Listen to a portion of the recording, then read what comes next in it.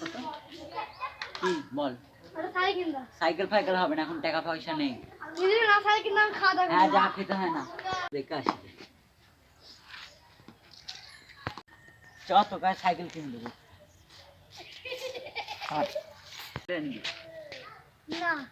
এটা এটা কত দাম দাদা? এটা 8,000 টাকা। 7,000। দাদা দিতে পারবো না, 7,200। না। 7,500। ঠিক আছে, 7,500 টাকা নিলাম। ফোন পে নাম্বারটা বলো। 9635 হ্যাঁ 26 হ্যাঁ 79 হ্যাঁ 16। হ্যাঁ, ঠিকই দিয়ে দেবা। দেখো